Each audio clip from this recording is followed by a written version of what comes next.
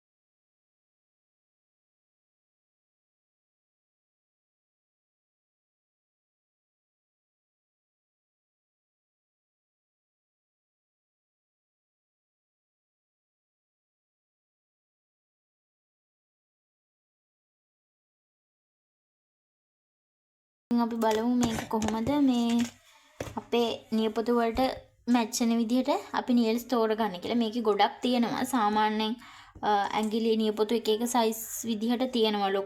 ලොකු නියපොතු ලොකු අයගේ නියපොතු පොඩි අයගේ.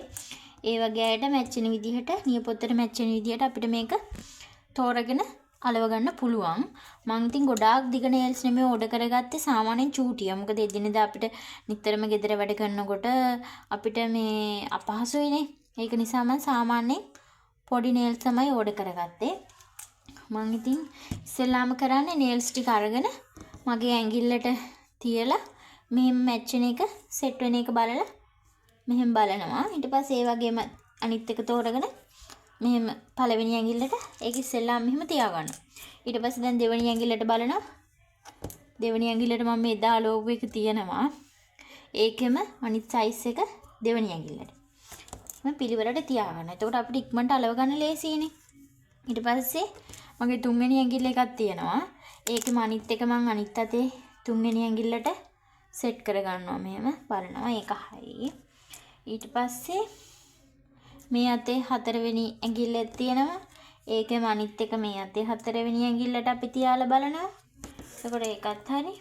ඊට පස්සේ සුළු ඇඟිල්ලට, චූටි ඇඟිල්ලට ඒක එකක් තියෙනවා. ඒකෙම අනිත් එක මේ පැත්තට. මේ සමහරක් වෙලාවට මේ නේල්ස් වල ඔයාලට පේනවද? චුට්ටක් මේ හර උඩින් චුට්ටක් කර ප්ලාස්ටික් කෑල්ලක් වගේ තියෙනවා.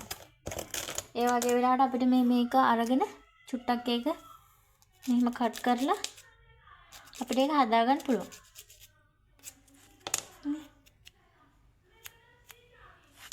චුට්ටක් තියෙන. හරි. මේ අපිට එහෙම මේක හදාගන්න පුළුවන්. හරිද? අපි දැන් nails ටික තෝරගෙන ඉවරයි. ඊළඟට අපිට තියෙන්නේ ගම් එක. මගේ පරණ ගම් එක ඇත්තටම ඉවරුණා. මම මේ අලුත් ගම් එකක් එදා පොලේ ගිය වෙලාවේ ගත්තානේ. මේ ගම් එක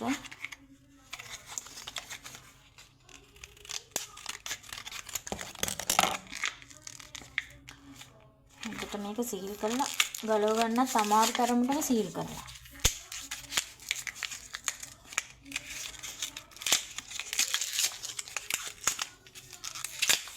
මේක චුට්ටයි මේ යාළුවනේ අපි නියපොත්තේ තියාගන්න ඕනේ මේ චූටි බෝතලයක් මෙච්චරක් තියෙනවා මේ. මේකෙන් බින්දුවක් වගේ තමයි අපි නේල් එකට තියාගන්න ඕනේ. ගොඩාක් ඉතින් මේ ගම් එහෙම අපි නේල් එකට දාන්න හොඳ නැහැ. අපිට එතකොට නේල් සවුත්තු වෙනවා. ගොඩක් මේ ඒක නිසා බින්දුවක් වගේ චූට්ටක් තමයි අපි මේකට තියාගන්න ඕනේ. ඉතින් අපි බලමු කොහොමද මේක අලවගන්නේ කියලා. ඉතින් යාළුවනේ මට ඔයාලට කියන්න බලන්න මේක මෙහෙම ස්ටිකර් එකකුත් තියෙනවා මේ. අපිට නේල්ස් අලව ගන්න ස්ටිකර් එකකුත් තියෙනවා. ඒ වුණාට ඉතින් ඒක එච්චර ලොකුවට සාර්ථක නැහැ. මේක ඉක්මනට ගැලවෙනවා. මම පළවෙනි පාර මේ ස්ටිකර් එකෙන් අලවලා බැලුවා. මේකෙන් ඉක්මනටම ගැලවෙනවා. ඒක එච්චර සාර්ථක නැහැ. මේ ඒක නිසා තමයි මම ගම් එක පාවිච්චි කරන්න ගත්තේ. අපි බලමු දැන් මේක අලවගන්නේ කොහොමද කියලා. ඉස්සෙල්ලා මේ ගම් එක තියෙනවා. ගම් එකෙන් බින්දුවක් විතර තියෙනවා නියපොත්තට. චුට්ටක් තියාගත්තා.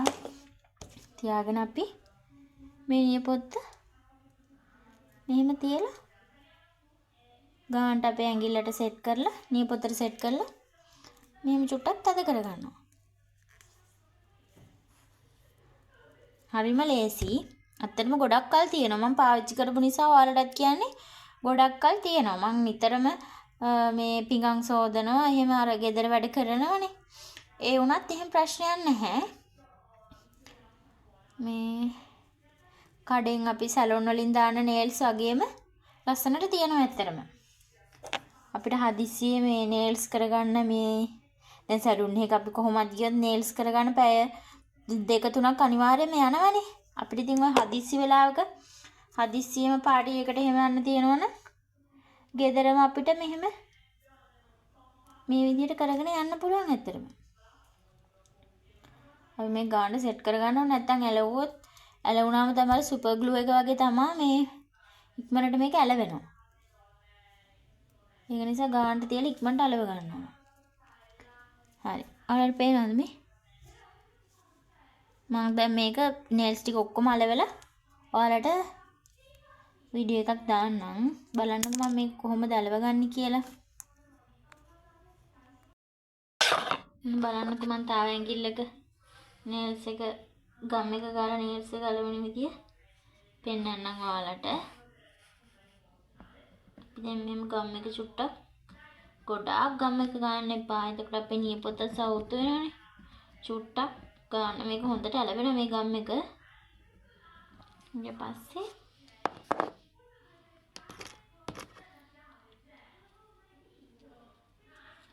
අපිට තියෙන නියපොත්ත අරගෙන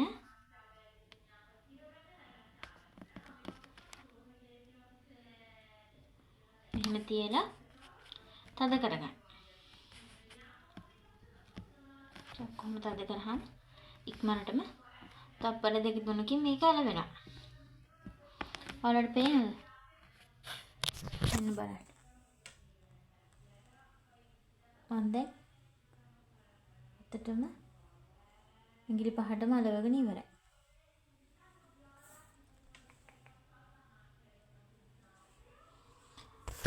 ඉතින් මං එහෙනම් ඊළඟටත් අලවගෙන එන්නම්.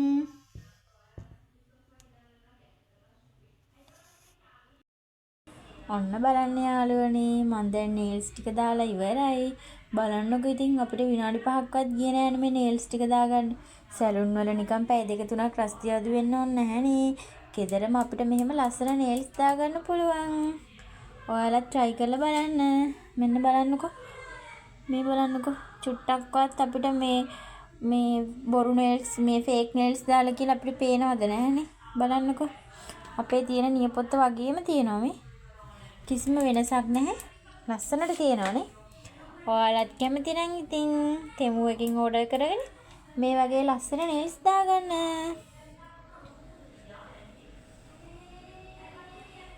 පේනව නේද ලස්සන? ඔන්න ඉතින් ඊගාවට මේ වීඩියෝ එකෙන් පස්සේ මගේ අද දවල් ලන්ච් එක කොහොමද හැදුවේ කියලා තමයි මම ඔයාලට දාන්නේ. ඉතින් දිගටම මගේ වීඩියෝ එක බලාගෙන ඉන්නකෝ.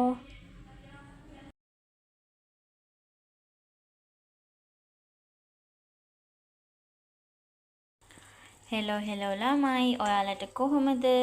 හැමෝම හොඳින් ඉන්නවා නේද? ඔන්න අද මට හිතුණා ලංකාවේ විදියට පෑන්කේක් ටිකක් හදන්න.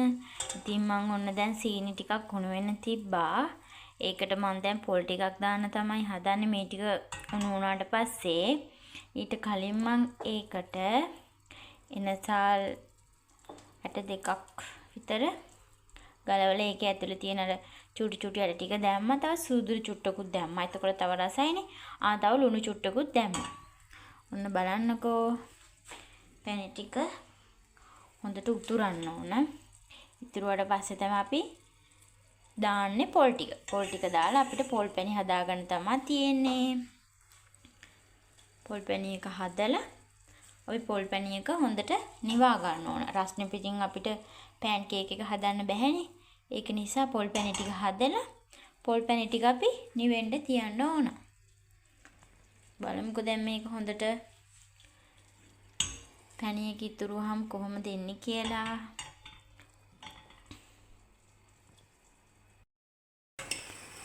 ඔන්න දැන් ඔයාලට පේනවද මම මේකට පොල් ටික දාලා තියෙන්නේ පැණි එකට. මේක වතුර ගතිය වගේ චුට්ටක් තියෙනවනේ. ඒක හොඳටම හිඳනකම් පොල් ටිකත් පොඩ්ඩක් අර රස්නෙට පොඩ්ඩක් මේ පොල් මැලවෙන්න ඕනනේ. ඒ කියන්නේ පොල් පැණි එකනේ හදන්නේ. පොල් ටික පොඩ්ඩක් මේ රත් වෙනකම් හොඳට මේක අපි ලිපේ තියාගන්නවා චුට්ටක් කවලම් කරගෙන. මේක දැන් තව ටිකක් වෙලා යනකොට තව හොඳ පාටක් එනවා. දැනුත් ලස්සන පාටක් ඇවිල්ලා තියෙන්නේ. අර රන්වන් පාටක් වගේ හොඳ මේ ගෝල්ඩ් කලර් එකක් වගේ ලස්සන පාටක් එනවනේ මේකට. ඒක එනකන් අපි මේක හොඳට රත් කරගන්න ඕන.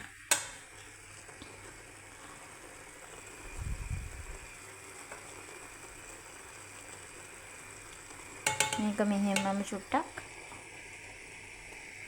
පොල් ටික මෙහෙම දැම්මට පස්සේ මෙහෙම අපි විනාඩි 10ක් විතර තියාගමු. බලමු ඊට පස්සේ මොකද වෙන්නේ කියලා. ඔන්න අපේ පොල් පැණි එක දැන් හරි. බලන්නකෝ ලස්සන පාටක් ඇවිල්ලා නේද අපේ පොල් පැණි එකට. මේ බලන්නකෝ. ඇත්තටම මම මේ සුදු සීනි වලින් මේ පොල් පැණි එක අද හැදුවේ. ඒත් බලන්නකෝ පොල් පැණි එකට හොඳ කලර් එකක් ඇවිල්ලා තියෙනවා. සීනි ටික හොඳට කරගත්තොත් අපිට මේ වගේ ලස්සන පාටක් ගන්න පුළුවන්. අපිට දැන් තියෙන පෑන් කේක් එකට ඕනේ රොටි එක හදාගන්න. පෑන් කේක් එක හදාගන්න තියෙන රොටි එක. අපි දැන් ඒක හදාගමු. ඔන්න යාළුවනේ මම ඔයාලට තව දෙයක් පෙන්වන්න හදන්නේ. බලන්නකෝ මේ චූටි කියුට් ටොපි මොනවාද කියලා. මේ බලන්නකෝ. මේක ඇතුලේ තියෙන චූටි බෙයාස්ලා වගේ මේ චූටි හරිම කියුට් මේ. දැක්කම ආසි හිතෙනවා. මෙන්න බලන්නකෝ. මේක හරියට නිකන් ඇතුලේ මේක මේ රබර් එකක් වගේ චුට්ටක්. මම එකක් කාලා බැලුවා. මේ හැබැයි ගොඩාක් පැණි රසවත් නෑ. හරිම ෂෝ. බලන්නකෝ. මේවා හම්බෙලා තියෙන්නේ අපේ අක්කගේ බබාලට. යාළට හැලෝවින් එකට අර ගෙවල් වලට ගියාම මේ වගේ චුටි ටොපි දෙනවනේ. එයාලට හම්බ වෙලා මේවා මෙහි ආපු දවසේ ඔක්කොම දාලා ගිහිල්ලා අපිට ගෙනහල්ලා මේ තියලා ගිහිල්ලා මේවා. බලන්නකෝ ඒ වගේ ලස්සන හරිම කියුට් ආසිතනවා දැක්කහම මේ චූටි අය ඉතින් මේ වගේ දේවල් වලට හරිම කැමතියිනේ. මෙන්න බලන්න ඒක ලස්සන.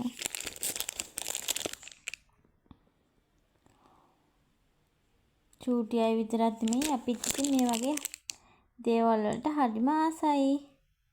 ඔයාලත් ආසයි නේද මේ වගේ දේවල් වලට? ආසයි නම් මට කමෙන්ට් එකක් දාගෙන යන්න.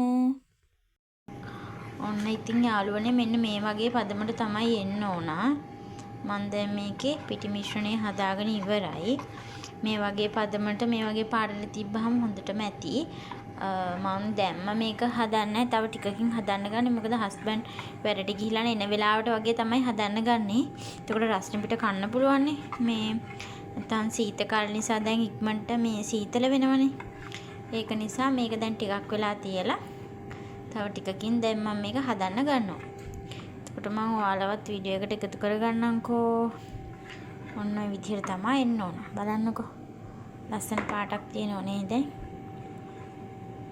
මේ විදිහට තමයි එන්න ඕන. අපි ඉතින් ඊගාවට පෑන් කේක් හදාගන්න තමයි තියෙන්නේ. ඔන්න ඉතින් යාළුවනේ මම දැන් පෑන් කේක් එකට ඕන රොටි එක හදාගන්න යන්නේ. ඒකට මම ඉස්සෙල්ලාම පිටි ටිකක් අරන් ඒකට ලුණු චුට්ටක් දාලා කහ කුඩු චුට්ටකුත් දැම්මා. දාලා දැන් මේකට පොල් කිරි දාන්න ඕන. පොල් ටික රත් වෙන්න දාලා තියෙන්නේ. පොල් කිරි පිටිනේ ගන්නෙ.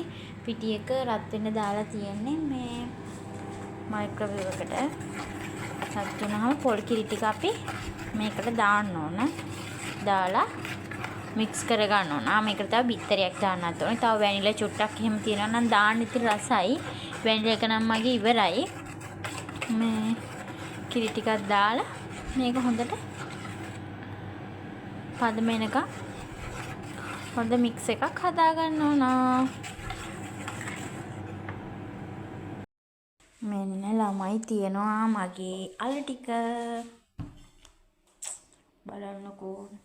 මේ ටික කෑවොත් ඉතින් දැන් කොහොමද දවල්ට කන්න නම් බැරි වෙනවා. ඔන්න බලන්නකෝ. මේ වගේ තමයි තියෙන්නේ. කාලා බලමු දැන් කොහොමද කියලා අපි.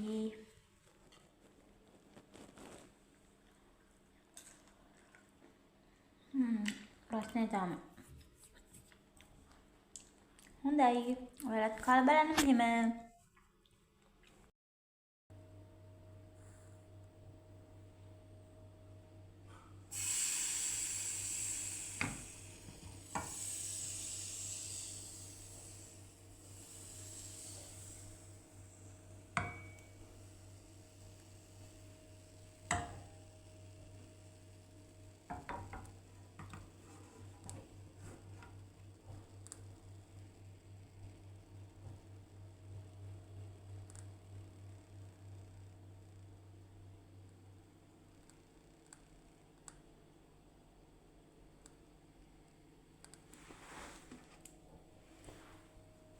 ඔන්න ළමයි මම දැන් පෑන් කේක් එකේ රොටියත් හදාගෙන තියෙන්නේ.